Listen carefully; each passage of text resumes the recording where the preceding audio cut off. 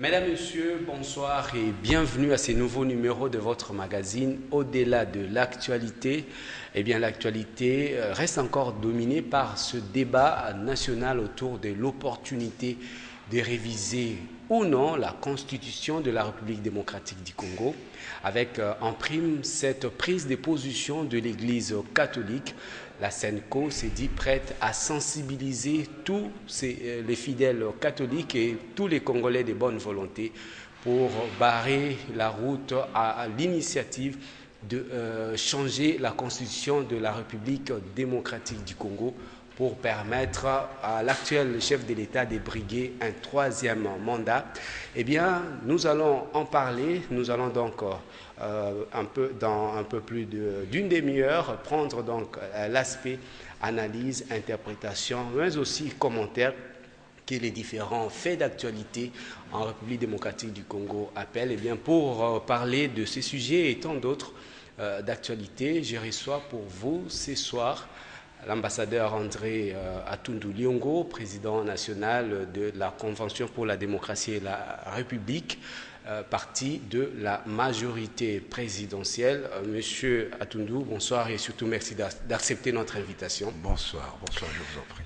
J'ai annoncé les principaux sujets de notre entretien. Ce soir, nous parlons du débat qui fait rage actuellement, de l'opportunité de réviser ou carrément de changer la constitution de la République démocratique du Congo. Vous avez suivi il y a 48 heures les parlementaires qui étaient en vacances sont rentrés de leurs bases respectives.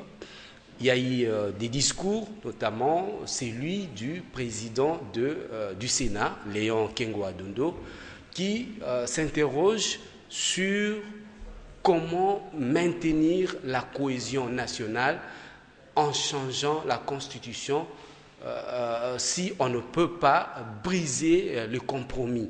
Ça, c'est lui. Et puis après, il y a eu cette prise de position de l'Église catholique, nous allons en parler. Mais d'abord, les discours du président du Sénat qui croit que la cohésion nationale sera brisée si on change la Constitution, je vais être précis, si on touche à l'article 220, tant bien même la Constitution prévoit les mécanismes de sa révision. Normalement, après avoir écouté le président du Sénat et entendu le président de l'Assemblée nationale, ce débat devrait être évacué. Parce que le président de l'Assemblée nationale a tracé le décor. Il a dit jusqu'à présent, seules les propositions de révision déposées par le gouvernement sont sur la table de l'Assemblée nationale. L'Assemblée nationale n'a enregistré aucune initiative concernant la révision de l'article 220. Donc, normalement, le débat est là. Pour le reste, je crois que ce sont des spéculations, ce sont des campagnes précoces et probablement une initiative maligne d'obscurantisme. Parce qu'on voudrait donner l'impression au peuple qu'avoir une autre opinion, une autre lecture, une autre interprétation de la Constitution n'est pas possible dès lors qu'un groupe donné a déjà donné son interprétation. Nous ne sommes pas une société de pensée unique. Le droit n'est pas une science de pensée unique. Le droit est une science de pluralité d'opinions. Alors pour le reste, pour que les avis des uns et des autres, le crainte des uns et des autres aient un sens, il faudrait que le problème ou la question ou le sujet soit déposé au bureau de l'Assemblée nationale, que le bureau de l'Assemblée nationale le valide, c'est-à-dire qu'il juge de son opportunité et enfin soumette au peuple. Et si vous ne vous soumettez pas à la volonté du peuple, c'est-à-dire aux résultats d'un référendum, c'est alors qu'on peut dire que vous êtes contre la cohésion nationale, parce que justement le référendum est un exercice grandeur nature sur l'état de la cohésion nationale, autour d'une question donnée. Alors pour vous, soutenir que changer, par exemple, toucher l'article 220 de la Constitution, ça risque de compromettre la cohésion nationale, c'est de l'obscurantisme. Ah oui, parce que, non, non, tenir de tels propos, parce que cela donne l'impression, on voudrait donner l'impression au peuple que notre Constitution a une interprétation unique, monolithique, détenue par un seul groupe. Non.